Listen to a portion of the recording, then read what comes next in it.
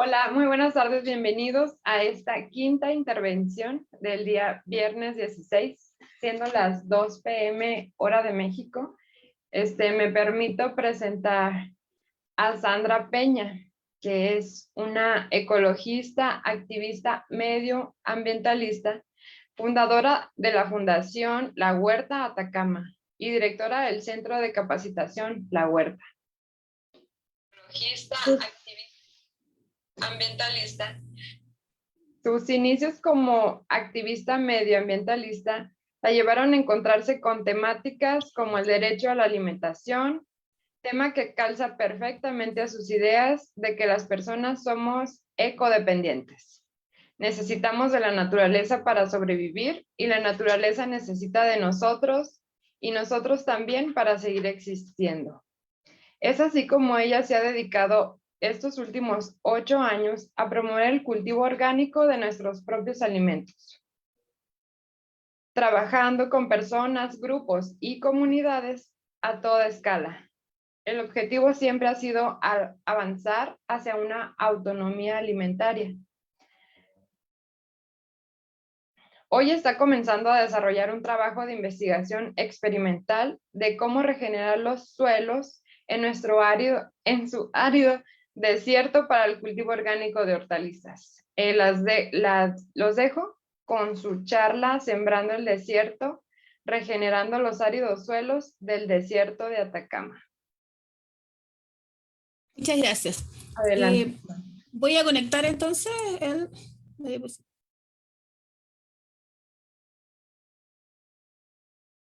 ¿Bien? ¿Se ve?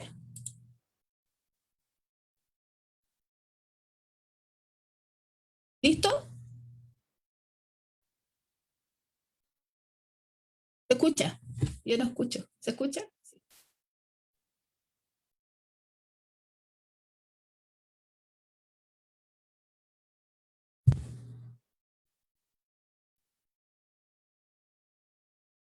Bueno, voy a comenzar presentándome como me presentaron recién, soy Sandra Peña. Yo vivo, voy a hacer una contextualización más o menos de dónde vivo y las condiciones y el por qué todo esto. Yo vivo en el desierto de Atacama.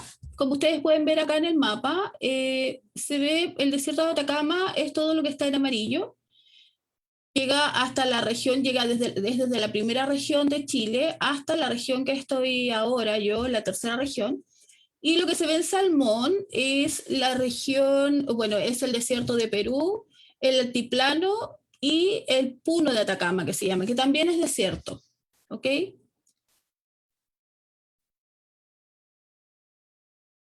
Bueno, una de las cosas relevantes del desierto de Atacama es que un estudio que se hizo el año 2016 en la mano de Marco Esfeir, doctor de la Universidad Católica, él establece o encuentra eh, eh, especies que pudieron haber existido hace 7.000 o 9.000 años en el desierto de Atacama. Diciendo que podría haber existido, que la teoría más razonable o a la que han llegado es que hace 6.000, o sea, 7.000 o 9.000 años atrás, el desierto de Atacama era un bosque pantanoso, ¿ok? Y con el pasar de los años, y ahí hay un poco la discusión que se habla muchas veces de que el tema del calentamiento global, que si es de la mano de las personas, si va de la mano del ser humano, o si es un proceso natural, ¿ok? Bueno, el hecho de que haya sido supuestamente un pantano, un bosque pantanoso, no significa que sí, obviamente existía vida y que hay un problema o lo que ha ido sucediendo, que es la escasez de agua, que en un momento se vuelca, este cambio climático, se vuelca y empieza a haber escasez de agua en nuestro desierto. Hace 2.500 años atrás también hay otras investigaciones que establecen que habían antepasados o pueblos originarios que también estuvieron viviendo en el desierto de Atacama y que tuvieron que abandonar las zonas porque no tenían agua ni podían alimentarse, pero sí cultivaron papa, quinoa y otras hortalizas y especies. Por otro lado, está, dentro de las investigaciones también está que cuando se funda la ciudad de Copiapó, que es la ciudad donde yo vivo, en 1744, para establecer dónde iba a ir la plaza, las iglesias, qué sé yo, tuvieron que cortar porque era demasiado el bosque que había. De hecho, en ese tiempo le ponen a esta ciudad San Francisco de la Selva. San Francisco por el nombre, por el nombre del sacerdote o del santo que mencionaban ellos, y además de eso, porque estaban dentro de una selva. Hoy en día no tenemos muchos vestigios de lo que pudo haber sido esa selva.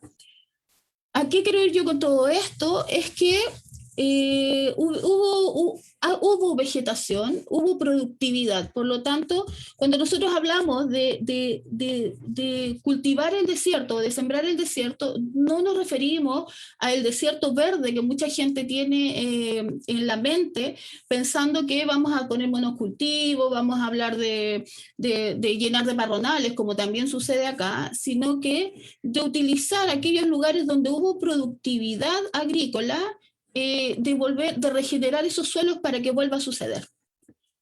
Eso es más o menos donde vivo y las condiciones y un poco de historia del sector. Bueno, además tengo este diapositivo donde dice: científicos pronostican que el colapso de la humanidad podría llegar dentro de 40 años. ¿Qué pasa con esto? Lamentablemente, la deforestación nos ha llevado a que nosotros se nos acelere 100 veces más los procesos naturales de cambio climático que debiesen existir. Antes les mencionaba que estaba siempre la disputa que si el cambio climático era de parte solamente de la mano de los seres humanos o era un proceso natural. Si bien es cierto, se podría entender como un proceso natural, nuestro comportamiento dentro de esta sociedad ha hecho que esto se acelere 100 veces más. Y estamos en lo que muchos científicos llaman el colapso de la biodiversidad. En la crisis de los sistemas ecosistémicos, dice, que es lo mismo, que es como el colapso de la biodiversidad. Dice: la biodiversidad mundial ha caído en los últimos años hasta niveles por debajo de los límites de seguridad establecidos en el año 2009 por científicos de todo el mundo. Es la conclusión de un estudio publicado en la revista científica Science. Esta pérdida puede influir en la sostenibilidad de la sociedad humana y en el funcionamiento del ecosistema. Por ejemplo, el ciclo de nutrientes, el reciclaje ecológico a través de la cadena alimentaria. ¿Cuál es el tema acá? Que cuando yo les mencionaba anteriormente que nosotros somos, o cuando me presentan en realidad, nosotros somos seres ecodependientes, nosotros dependemos de la naturaleza para poder subsistir, y la naturaleza depende también de nosotros para que la naturaleza también pueda seguir subsistiendo. Es ahí donde se dice: esto podría influir en la sostenibilidad de la sociedad humana. No podría influir claramente. Si hay un colapso, si no tenemos agua, si no tenemos dónde generar nuestros alimentos, obviamente no tenemos cómo seguir sobreviviendo, no tenemos cómo vestirnos, de dónde comer ni nada. Todo proviene de la naturaleza. Dice: causas de la declinación de la biodiversidad. Primero, el cambio del uso de la tierra. Chile, como mencionaban en unas noticias atrás, siempre es el ejemplo de lo que no se debe hacer. En su ensayo neoliberal, Orígenes y consolidación del paisaje extractivista, don Raúl Contreras, dice: observa que cómo el neoliberalismo se instaló en dicho país a partir de la década del 70, paralelamente a la instauración del despojo territorial. Todas aquellas comunidades, todas aquellas organizaciones que vivían en los sectores rurales y que vivían de la comida y que vivían de formas de agricultura tal vez más natural, fueron llevados hacia las ciudades, y estos lugares se fueron utilizando para la sobreexplotación de los recursos, ya sea desde el área agrícola o el área de la pitería, que son los grandes, los productores más grandes que hay, pero desde la visión del extractivismo, desde la visión de la sobreexplotación de nuestros recursos para exportación y no necesariamente para nosotros. Acá hay, por ejemplo, otra de las causales, dice: la sobreexplotación de animales, plantas y otros organismos, ¿ya? Bueno, este es un ejemplo acá en Copiapó, dice denuncia contaminación por plaguicida en los loros, dirigente pide fiscalización. Estos son parronales. Los parronales que existen acá, que si uno ve hacia el valle, ve algo súper verde y cree que es naturaleza de la que nos sirve en realidad, de esa naturaleza que regenera, esta no, esta es aquella que no es naturaleza y que en realidad son procesos de agricultura degenerativa. Estos parronales son monocultivos que la única forma de poder mantenerlos y de producir es a través de, para ellos por supuesto, de agrotóxicos, que claramente estos frutos no tienen ningún beneficio ni para la salud ni para la economía en general de los pueblos. Y además de eso, deforestan o hace que el suelo pierda todos sus nutrientes, por lo tanto después de esos suelos no se puede volver a plantar nada. Otro de las problemáticas dice alteración de hábitats en zonas costeras, explotación directa de organismos por medio de la pesca y una creciente actividad de la acuicultura. Esas son las razones de por qué este colapso de la biodiversidad.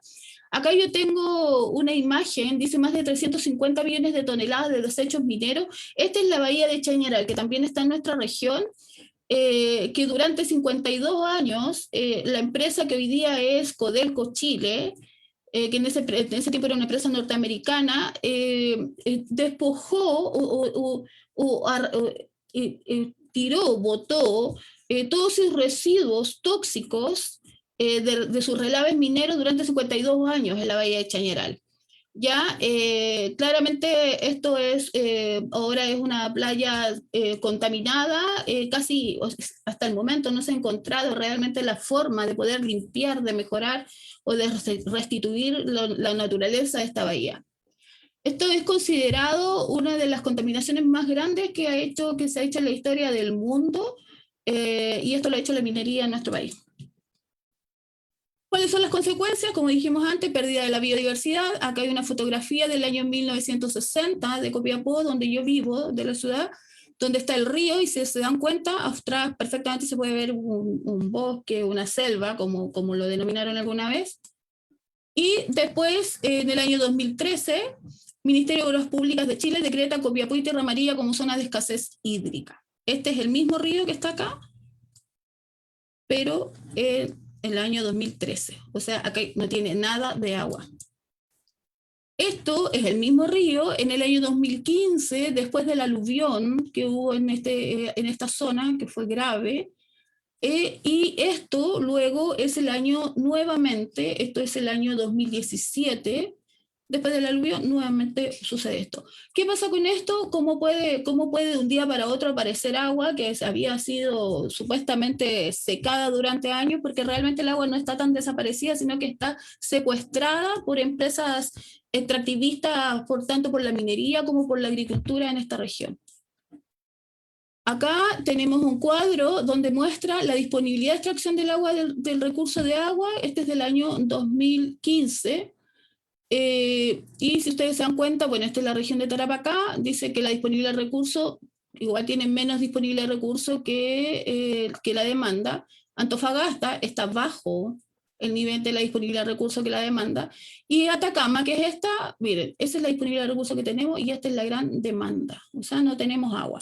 Como dicen por ahí, no es sequía, es saqueo. Entonces, ahí vuelvo a insistir que cuando hablamos del tema del cambio climático, si es solamente un proceso natural o cuál es la intervención o cuál es el grado de responsabilidad que tiene la intervención de la mano de los seres humanos. Bueno, también la contaminación de los suelos, que son otras consecuencias, que bueno, la mayor contaminación de los suelos en esta región, por lo menos, es de responsabilidad de la empresa minera, que contamina la napa subterránea con metales pesados y el ambiente en general. Sin embargo, el área responsable de mejorar esta contaminación debiese ser la agricultura, debiese ser. Cuando dicen es culpa de la agricultura, a mí no me parece que la contaminación de los suelos y todo esté asociada, dicen el 80% de la responsabilidad la tiene la agricultura. No la tiene la agricultura en sí, la tienen los procesos agrícolas que efectúan las personas, ¿ok? Entonces, claro, la idea sería que la agricultura cumpliese el rol de mejorar y de guardar el carbono en la tierra y no terminar expandiéndolo más hacia el ambiente. Sin embargo, eso no sucede porque nosotros, la agricultura, para que sea extractivista, tiene que ser esta agricultura convencional, donde se produce a gran escala sin importar la cantidad de nutrientes, ni tampoco el bienestar de las comunidades, ni tampoco la alimentación tampoco es de las poblaciones más vulnerables del mundo, sino que tiene una connotación económica detrás. Esa es la agricultura convencional. ¿Qué otra consecuencia? La desigualdad social. Dice, esto es una noticia del año 2020, que dice que por efecto del COVID aumentan las tomas en la región metropolitana. Eso, el 2020 estábamos recién empezando, y acá dice que 3 años antes ya habían empezado a aumentar. En el año 2017 en nuestra región ya había aumentado un 118% las tomas. Las tomas son aquellas tomas y campamentos, son personas que se van a vivir a lugares que no están habilitados, sin tener agua, sin tener luz, sin tener lugares donde como el baño, sin tener las necesidades básicas, y van justamente porque no tienen dinero ni para comprar una vivienda, ni para arrendar, ni para pagar un arriendo de esta vivienda. Dice, de acuerdo a la información del COES del 2018, la mayor cantidad de conflictos sociales por habitantes se produce en las regiones de Aysén, Atacama, Los Ríos, Parinacota, bueno, en la región que estamos nosotros. Otro problema son los efectos negativos a la salud. 4.000 personas mueren prematuramente al año por enfermedades cardiopulmonares asociadas a la exposición crónica a la contaminación del aire. También por el tema de los alimentos que consumimos, el 41% de los vegetales que consume tienen residuos plaguicidas. Además a eso le sumamos los transgénicos. Y bueno, la conservación, manejo y restauración de los ecosistemas y el resguardo de la biodiversidad son las bases para la mantención de servicios ecosistémicos como la regulación climática por medio de la captura y secuestro de carbono, la provisión de agua y la mantención de la fertilidad del suelo. Estos servicios deben ser garantizados por el Estado, ya que son fundamentales para la vida, la habitabilidad de los territorios, los sistemas productivos y el bien social. Esto es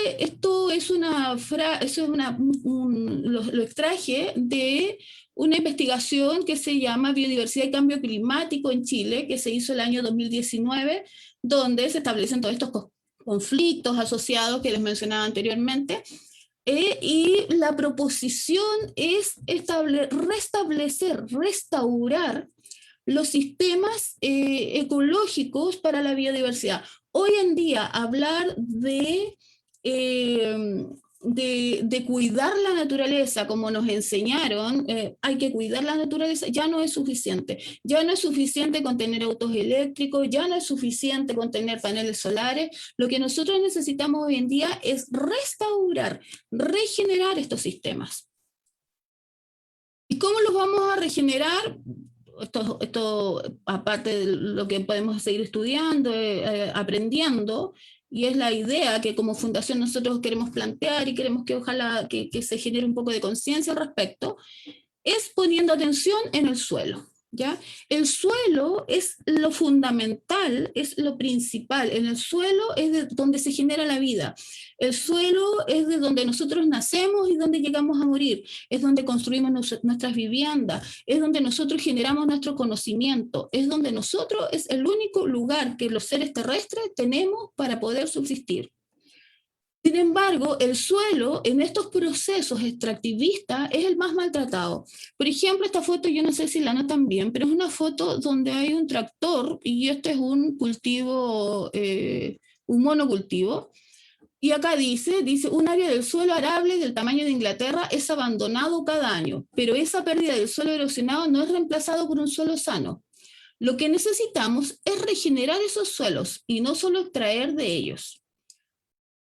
El suelo es considerado dentro de la agricultura convencional, es considerado como un ente que tiene solamente, ni siquiera como un ente, es como un objeto para la agricultura convencional, como un objeto que solamente tiene dos componentes, tiene lo físico y lo químico. Lo físico es la estructura del suelo y lo químico es el pH, la salinidad del suelo.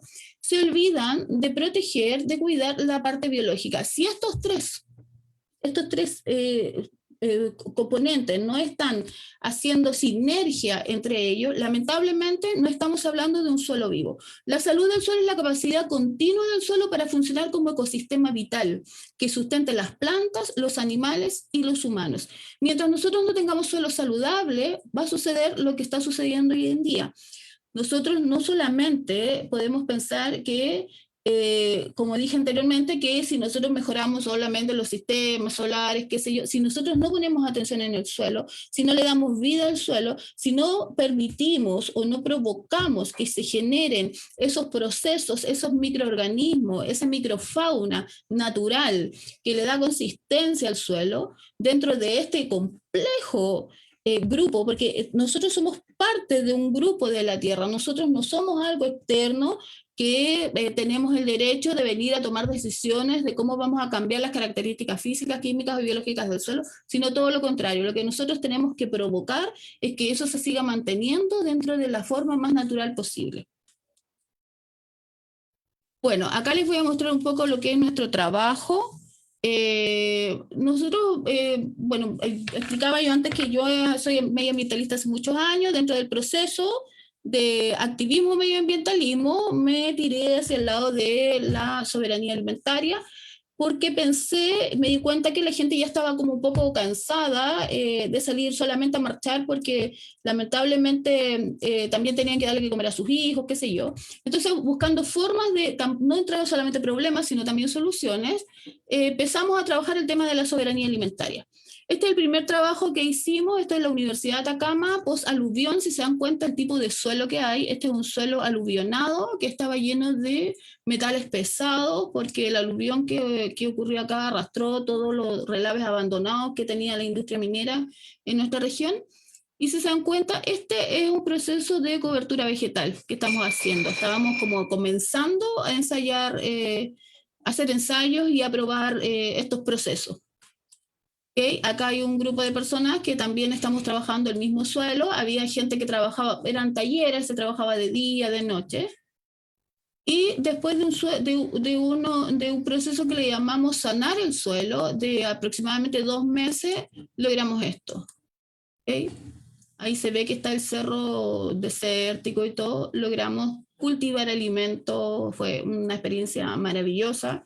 En realidad, después de 6 meses, o sea, ni siquiera fue un proceso muy largo. Después de 6 meses, nosotros pudimos ver frutos, se podría decir. En realidad vimos hortalizas, ¿ok? Pero después de 6 meses logramos que nuestro trabajo diera buenos resultados. Este es otro lugar, este es un lugar, es una toma, que es un campamento de gente que vive en vulnerabilidad social en el sector de Andacollo.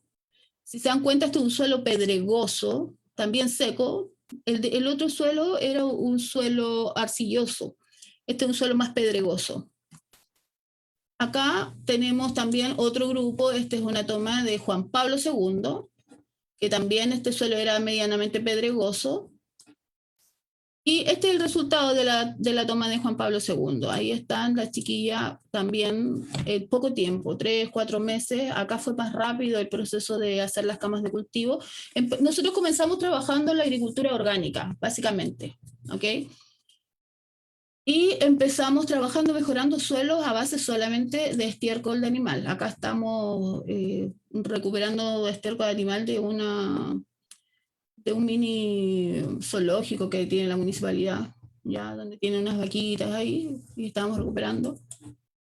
Y este es otro de los proyectos. Chuta, me salí.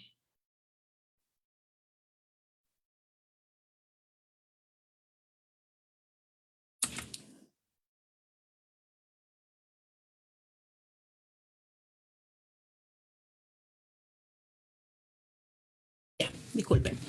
Bueno, este es otro proyecto, este es un proyecto también en un cerro, también en un sector de vulnerabilidad social, y ojo, acá les explico todo esto para ir, o sea, explicándoles un poco o demostrando cómo fuimos evolucionando dentro de la concepción del cultivo acá en nuestra zona. Acá, si se dan cuenta, está lleno de piedras, costó harto que las personas pudieran trabajar, algunas arnearon, otras las piedras son tan grandes que las sacaron con la mano. Lamentablemente, el problema que surgía después es que no teníamos cómo rellenar esos bancales, porque imagínense la cantidad de piedra y a veces quedaba un hoyo hacia abajo. Pero hicimos lo que se pudo hacer dentro del proceso, fuimos rellenando, ocupamos estiércol también, y estos fueron los resultados. Costó un poco más, pero también nos dimos cuenta que al final sucedía que la piedra terminaba brotando, ya terminaba igual saliendo a la superficie y era un trabajo eterno. Entonces desde acá nos sentamos a pensar y decir, claro, estos son camas de cultivo pequeñas, son como casi huertas experimentales. Sin embargo, ¿qué sucedería si un agricultor, un pequeño agricultor con 1 hectárea ya de suelo, en un suelo así de pedregoso, tiene que trabajar? ¿Cómo lo tendría que trabajar?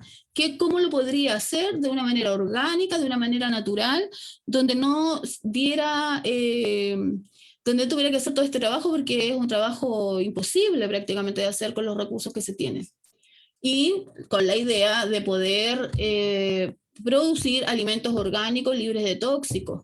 Entonces, es ahí donde, a través de empezar a estudiar, a leer y a buscar información, encontramos lo que se llamaba la agricultura regenerativa. ¿Ok? He encontrado información de muchas personas que la trabajan, y esa agricultura regenerativa en algunos casos igual aplican tóxicos. Yo creo que ahí está el error, hay un error bien grande, porque la idea es que sea más, se asimile lo más posible a los estados naturales, a los procesos naturales de las plantas.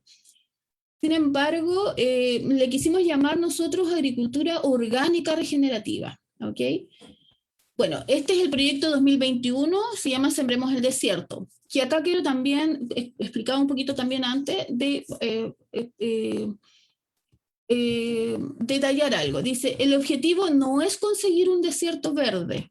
Nosotros no queremos alterar los estados naturales de los ciclos, ¿ya? No queremos alterar los ciclos de la naturaleza. Dice, no es conseguir un desierto verde, sino que se regeneren las condiciones ecosistémicas originales, es decir, recomponer la vida de los suelos productivos. ¿Ok? Vuelvo a decir, que se regeneren las condiciones ecosistémicas originales, no conseguir el desierto verde. No nos interesa invadir, aparte que el desierto que nosotros tenemos es un desierto inusual, maravilloso, que tampoco es la idea de ir ahí a hacer huertas comunitarias, ni tampoco a tener agricultura, ni nada por el estilo, sino que en aquellos lugares donde pudo haber existido suelos productivos, recomponer el suelo para poder producir. Ya, los principios de trabajo que nosotros hemos ido haciendo para llevar a cabo este proyecto han sido, primero, la sostenibilidad no es suficiente, es lo que les decía yo antes, no sacamos nada con tener solamente paneles solares, autos eléctricos, ya eso no es suficiente. Hay que poner énfasis en la salud del suelo, como también les estaba explicando, eliminar completamente los agrotóxicos, o sea, pararnos dentro de los principios de la agroecología, ¿ya? De la agricultura orgánica, donde sí podemos cultivar y podemos producir sin aplicar ningún tipo de agrotóxico. Permitir que las coberturas del suelo sean permanentes, la remoción constante del suelo, lo que hace el arado, en el fondo lo que hace es desestabilizar la biología del suelo. En el suelo hay muchos microorganismos que están presentes y funcionan de manera tal que saben, que crean su sistema de supervivencia, y cuando nosotros levantamos con el arado, con la pala, removemos demasiado el suelo, lo que hacemos, cuando hay suelos vivos, por supuesto, lo que hacemos es alterar el ecosistema de estos microorganismos. Por lo tanto, en este proceso de trabajo, en este proyecto de trabajo que tenemos para este año, lo que nosotros vamos a hacer es evitar la remoción del suelo completamente. Si bien es cierto, se puede airear, hay que buscar formas a través de las raíces de las plantas y de las microrrizas para, para poder mejorar las condiciones del subsuelo, del suelo y del subsuelo. Bueno, maximización de la biodiversidad. De este aspecto se utilizan, por ejemplo, animales de pastoreo como gallinas, conejos, pueden ser vacas, cabras, qué sé yo, que se van introduciendo al suelo que estamos mejorando y donde vamos a cultivar para que vayan comiendo y ellos van haciendo el proceso natural que podría pretender la agricultura convencional de hacer con maquinaria. Nosotros lo podemos hacer maximizando la biodiversidad. Dice, la naturaleza tiende a avanzar de lo simple a lo complejo, claro. En cambio, la agricultura convencional lo que hace es avanzar de lo complejo a lo simple. Generalmente intenta simplificar los procesos, por lo tanto, a eso prefiere agregar elementos químicos externos para que crezca la fruta, para que tenga mejores condiciones físicas, para que cumplan un estándar de exigencia para la exportación, etc. Sin embargo, acá nosotros tenemos que aprender, tenemos que atender a la agricultura biodiversa, entender que aun cuando tengamos procesos regenerativos, no todos los procesos regenerativos en todos los sectores del planeta o en todos los lugares donde estemos o vamos a trabajar se deben hacer de la misma manera. Los diseños son mixtos, atiende a lo que es la cultura, atiende a lo que es la cosmovisión de nuestros antepasados, de cómo ellos cultivaron, atiende también a los sistemas, a la realidad de las comunidades que se establecen en el sector. Por lo tanto, hay que comprender la agricultura como biodiversa. Siempre es tan real como somos los seres humanos. Todos los seres humanos somos distintos y todos los seres humanos necesitamos vivir de maneras distintas y que necesitamos que sean respetadas esas distinciones. Pasa lo mismo con la biodiversidad o con los microorganismos o con las microcomunidades que se dan en el suelo. Las relaciones de la naturaleza se basan en la cooperación, ¿ya? Fusión y adaptación, sucesión natural local. Es decir, podemos transformar un desierto en un bosque de alimentos. O sea, todas cuando hablamos de sucesión natural, estamos hablando de que todos los microorganismos y todo lo que se da en la vida del suelo tiene un rol único, ¿ya? Tiene condiciones de hábitat distintas. Y a eso nosotros tenemos que poner atención. Por eso no hay una clave, no hay una fórmula para poder regenerar los suelos, sino que tenemos que poner atención al rol que ejerce o a la función que tiene cada uno de estos microorganismos en el suelo. Bueno, dentro del proyecto que estamos haciendo, este es el sector que vamos a intervenir, a regenerar en realidad. Si se dan cuenta, este también es un sector donde vive gente en campamento. Acá viven alrededor de 30 familias. Este es un cerro, es una punta de un cerro. Es un suelo pedregoso,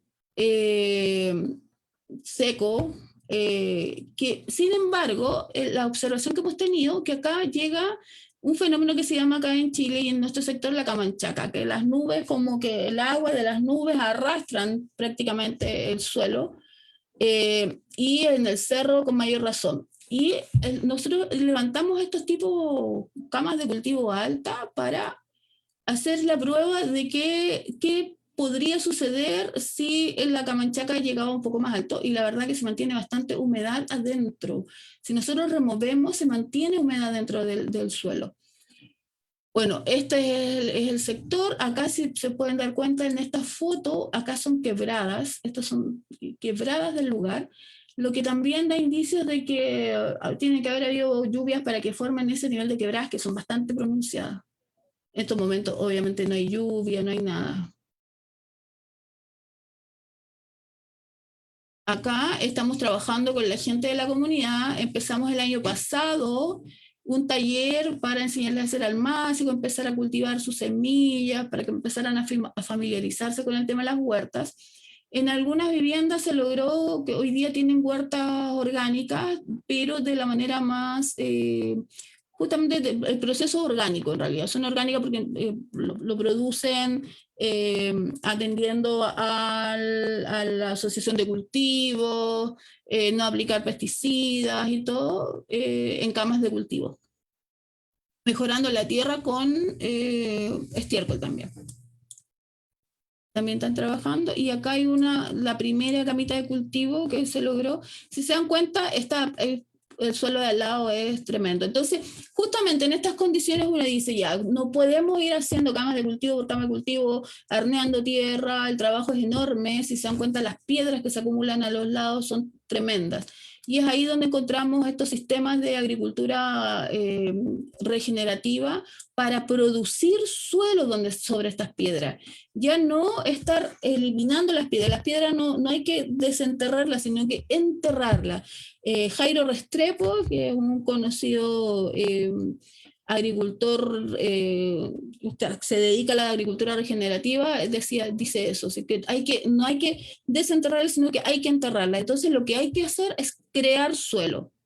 Y crear este suelo, si nosotros lo creamos solamente de materia orgánica, de manera orgánica, de manera natural, tendríamos que esperar miles de años para que se vuelva a producir suelo. Sin embargo, esta concepción regenerativa nos permite que en pocos meses nosotros podamos producir suelo.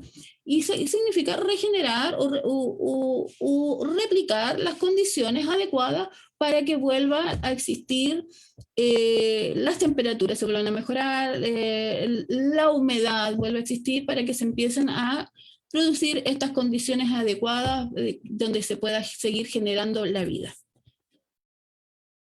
Finalmente, las técnicas que nosotros vamos a utilizar es la minimización de la labranza, como les explicaba, no remover mucho el suelo, la rotación de cultivos, diversidad de cultivos, o sea, la verdad es que no solamente tenemos que poner comida o hortalizas, no solamente huerta, necesitamos árboles, pero también hay que respetar que estos árboles deben ser árboles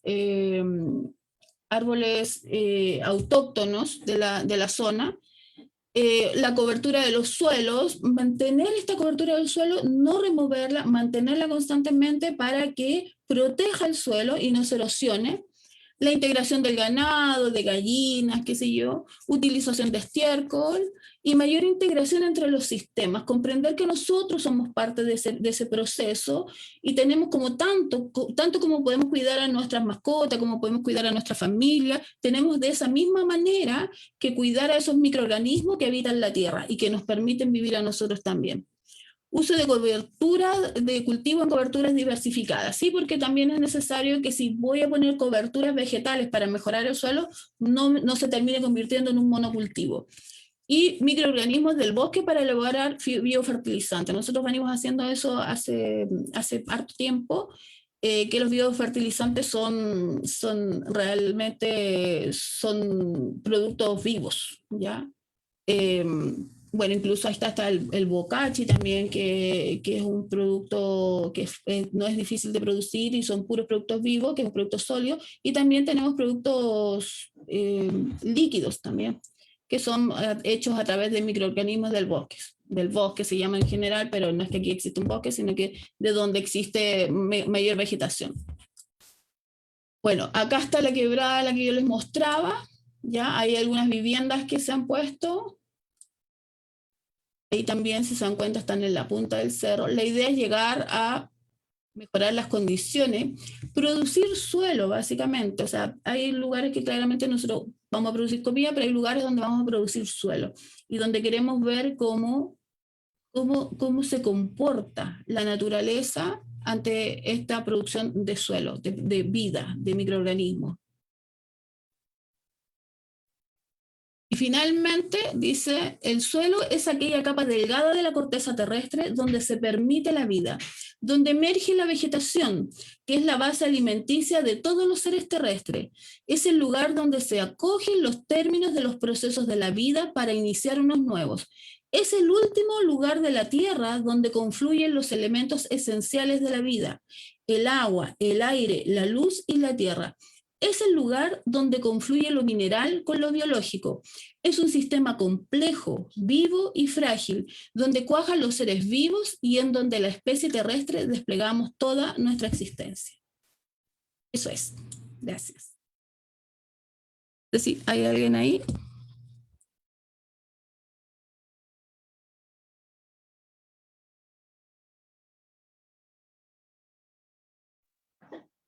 Gracias, Sandra, por tu presentación muy interesante. Nos hacen llegar unas preguntas. Te las voy pasando. Pedro Quintero nos pregunta, como individuos, ¿cómo podemos ayudar a mejorar la composición física, química y biológica de un ecosistema? Bueno, como individuos, yo partiría de la base que dejar de ser individuos primero, porque cuando hablamos de la composición física, química y biológica, y cuando hablamos de la composición biológica del sistema, estamos hablando de un conjunto de individuos, estamos hablando de un sistema al cual nosotros también somos parte. Entonces, ya no podemos trabajar como individuos, sino que tenemos que trabajar en comunidades, en familias, en grupos, y desde ahí empezar a mejorar el sistema, ya sea, podemos empezar produciendo, por ejemplo, materia orgánica. La podemos producir desde los desechos que nosotros tenemos diariamente a través de sistemas de compostaje, por ejemplo,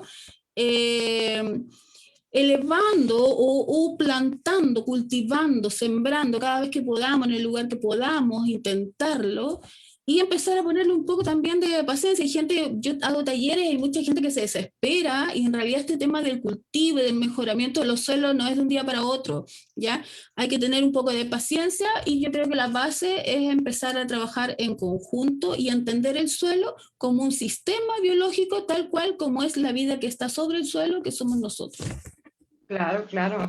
Es más todo un conjunto, ¿no? de factores que intervienen. Me parece muy, muy interesante. Tenemos otra pregunta sobre, comenta sobre la maximización de la biodiversidad. Puede ser como agroforestería, que se emplean plantas y animales en conjunto. Eso es, claro. Por eso decía, hay que empezar a incluir animales de pastoreo. Nosotros ahora, yo les explicaba, nosotros trabajábamos la agricultura orgánica antes, y ahora vamos a empezar a trabajar ese proceso, que estos animalitos, hay sistemas, por ejemplo, donde tú pones, yo tengo un campo, cultivo coberturas vegetales que son atractivas también para los animales. Ellos mismos las van comiendo, otras las van desechando, y eso va produciendo suelo, va generando vida ahí mismo. Y además estos animales que no tienen que estar encerrados, ya sean gallinas, en el caso de que sean lugares pequeños, o vacas en otros lados, se van corriendo, se van haciendo como cercas móviles, donde ahora necesitamos que estén acá, después los corremos para allá y así. Eso es justamente la maximización. Ok, se van recorriendo como por ya lugares seccionados, vaya. Claro, por parcelas, claro, por secciones. Ah, perfecto. Comentas sobre la transformación del desierto a bosque de alimentos. En el caso particular de ustedes, ¿qué cultivos les han funcionado o qué hortalizas han sembrado? Mira, vuelvo a aclarar, la idea nuestra no es convertir el desierto en un desierto verde, nosotros queremos seguir respetando, sino que centrarnos en aquellos lugares donde hubo vida productiva, donde se pudo producir, donde hay indicios de que pudo haber, donde hubo agua, para no alterar ciertas condiciones del desierto que son fantásticas en realidad. A mí me gusta mucho vivir en el desierto, respeto mucho, encuentro fenomenal la naturaleza que se da acá. Y cuando hablamos de bosques comestibles, hablamos que no solamente se produzcan hortalizas, sino que también tengamos árboles comestibles y árboles autóctonos, ¿ya? Porque tiene que existir una diversificación de lo que nosotros cultivemos. Y respecto al tema de las hortalizas, se nos han dado, bueno, de lo que conocemos en Chile, no sé allá, tenemos todo, papas, lechugas, tomate, brócoli, repollo, de todo el tipo de hortaliza, tomate, o sea, tomate, frutillas, de todo tipo de hortalizas. En todos los suelos que les mostré, los distintos tipos de suelos que les mostré, logramos cultivar todo en realidad. Wow, pero eso lo realizan en camas de cultivo. Claro, nosotros empezamos usando un proceso de cultivo en camas altas de cultivo con procesos biointensivos, en donde poco espacio tú puedes cultivar hartos alimentos, pero tú generas un microclima, ¿ya? Ahí es que lo que sucede es algo parecido con lo que vamos a hacer ahora, pero ahora como a mayor escala, pero primero regenerando el suelo de una manera natural, porque acá igual lo hacemos de manera natural, pero la fuerza, porque son camas estáticas, o sea, son camas determinadas, delimitadas. Claro, lo hacemos a través de cama de cultivo, se genera ese proceso de biodiversidad, se genera vida en el suelo, ya preparamos un suelo sano y por lo tanto nuestros cultivos también son sanos, ¿no? Y ahí es donde se demuestra que sí se puede cultivar orgánico, porque no necesitamos aplicarle nada externo. Y cuando hay que aplicar algo externo, son preparados, biopreparados que les terminamos aplicando. Oh, qué interesante toda la actividad que realizan. Eso me trae otra duda sobre, ¿emplean suelo natural? ¿Emplean el suelo tal como lo retoman de su ambiente y lo ponen en las camas? ¿O ya todo lo elaboran? Mira, nosotros trabajamos en las camas de cultivo, trabajamos un sistema que se llama doble extracción profunda, que nosotros removemos de a poco por líneas, podríamos decir, de 30 centímetros de ancho, removemos 30 centímetros de profundidad. Después los otros 30 centímetros hacia abajo lo movemos con una horqueta, con una herramienta, y después vamos, la siguiente línea la vamos rellenando ese espacio que nos quedó, la vamos rellenando y ahí vamos aplicando estiércol, ¿ok?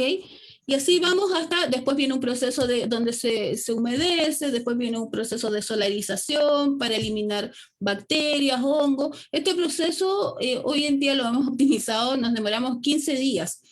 Y en 15 días tú puedes meter la mano a un suelo que estaba muerto y no había microorganismos o que no se veían, porque sí, el desierto de Atacama, aunque no se vea, tiene muchos microorganismos, que no se veían, empieza a haber vida, incluso empiezan a salir algunas plantitas que vienen a veces en la misma comida de los animales que no alcanzan a digerir todo, pero se empieza a ver vida, empiezan a ver chanchito, el chanchito de tierra, tijereta, y esos son muestras de que hay vida microscópica ahí. Claro, claro. No por ser desierto significa que no hay vida, ¿no? Al contrario, son muy biodiversos. Me llama la atención que dices que mezclan en los primeros 30 centímetros, se remueve y luego mezclan con estiércol. ¿Quiere decir que se compostea antes de pasar a las camas? No, el estiércol, claro, el estiércol tiene que tener un proceso anterior, se tiene que lavar porque tiene exceso de agua, tiene que estar curado, hay un proceso previo para la utilización del estiércol, ¿ya? También se puede utilizar compost, el problema es que generalmente las personas en las viviendas no tienen tanta cantidad y para estos suelos requerimos mucha cantidad de compost en realidad. Entonces es algo más económico y más a la mano en estos momentos el trabajar con estiércol. Ok, sí. Más accesible. Tenemos otra pregunta mencionas de crear el suelo. Crear suelo, si bien sabemos que para esto intervienen diversos factores como el material parental principalmente, relieve, vegetación, clima y pues el tiempo. Me llama la atención que ya lo realizan ustedes, o sea, Lo que pasa es que el suelo es la capa. El suelo es la capa delgada donde se produce la vida. El otro es el subsuelo. Nosotros no vamos a hacer cerros, no vamos a hacer pendientes, solamente esa capa delgada donde se produce vida. Eso es lo que se busca y eso es lo que se busca a través de la agricultura regenerativa. ¿ya? Y eso se hace a través, por ejemplo, poniendo plantas, poniendo coberturas verdes se llama, que son aquellas plantas que permiten que se empiecen, es súper importante tener raíces debajo, para que eso vaya creando materia orgánica. En la medida que se va creando materia orgánica, se va generando vida. Claro, claro. Y en el aspecto de agua, ¿establecen plantas que son tolerantes al estrés hídrico o le aplican algún riego periódico? Claro, ese es un temazo acá, el tema del agua, sobre todo en las imágenes que le mostré donde vamos a trabajar, aparte de ser ese un campamento, claramente ahí no hay acceso al agua ni a las condiciones mínimas. Ahí llega el agua, la municipalidad lleva una vez a la semana el agua para consumo humano, que es lo mínimo en realidad. La idea de este proyecto también es generar agua desde la Camanchaca, de estas nubes que les explicaba yo, que son las que producen agua. Y hay procesos, hay ya sistemas que han sido bien implementados durante hartos años acá en Chile, y desde ahí generar agua para poder hacer estos riegos. Ok, sí, sí, sí. Es muy crítica esa situación del recurso hídrico, ¿no? En los desiertos, pero... Y sobre todo con lo que les contaba antes, el tema del extractivismo, que produce una mayor sequía, o sea, es lo que es acelerar los procesos de la naturaleza en realidad, a 100 veces más, como dicen los estudios, o sea, todo lo que pudo haber producido, haber sucedido en miles de años más tarde, está aquí a la puerta, a 40 años presente. Wow, sí, sí, está impresionante la labor que están haciendo como la huerta, me encanta. Nos encantaría que tener alguna colaboración en un futuro. Sí, perfecto. Sí, sí, sí. Sí. Sí, sí, sí. Nuestro director, ¿la quiere saludar? Nuestro director Guillermo. Hola, Hola. buenas tardes. Hola. Es que tuve que salir fuera, pero voy llegando. ¿Cómo estás? Bien, bien. Encantados de que estés con nosotros y como te decía Rosa, ojalá en un futuro podamos tener otra participación tuya. Alcancé a ver algo en el trayecto de tu plática y pues muy, muy contento, sobre todo de que se hizo este puente con Chile y sobre todo con la región de Atacama, que siempre los mexicanos, los que nos dedicamos a las plantas, estamos volteando a ver mucho el desierto de Atacama por las especies tan hermosas que tienen. Y agradeciendo a ti, a Víctor Munita Frites, que hizo este puente con Atacama, con Revista Tierra Culta Chile, Revista Tierra Culta México. Y qué bueno que están aquí. Y pues bueno, encantados. También a ver cuándo puedes venir a México. Sí, ojalá cuando pase todo esto. Y ustedes también podrían venir acá a ver el trabajo que estamos haciendo y los avances que tengamos, porque les mostré las fotos de cómo está ahora. Vamos a ver qué sucede en un tiempo más. Se supone que en septiembre nos vamos. Nos vamos al equipo de Flores y Colores de México. David, que está ahorita en los controles, Rosa, perfecto. aquí conmigo. Y si no, nos vamos en septiembre, sí, pero el año que viene sí nos vamos a principios de año a Chile. Y también para hacerles la invitación formal a que vengan a México. Oh, perfecto. Bueno, Víctor tiene también el contacto, ustedes también lo tienen, me avisan y encantada de recibirlos en el sector donde vamos a trabajar y que puedan ver los avances. Eso es súper importante para demostrar que esto sí es posible, porque mucha gente dice, no, es difícil. No, es muy posible. Claro, que se difunda este tipo de trabajo y esta labor tan importante que realizan. Así es. Y pues bueno, perdón porque me atravesé, llegué corriendo, pero bueno, dije, no quiero dejar ir sin saludar. Y pues estamos súper, súper contentos. Gracias. David. Yo también, gracias por la invitación. Sí. Gracias, Sandra. Hasta luego. Sandra, es un placer y estamos aquí en contacto. Sigue el chat vivo de los conferencistas y ya les comentaré al final del festival para a ver si esta charla la podemos plasmar en letras para un proyecto que se queden ya impresas. Perfecto. Gracias. Hasta pronto, pues. Gracias. Gracias. Sandra. Gracias. Gracias. Hasta pronto, pues. Gracias.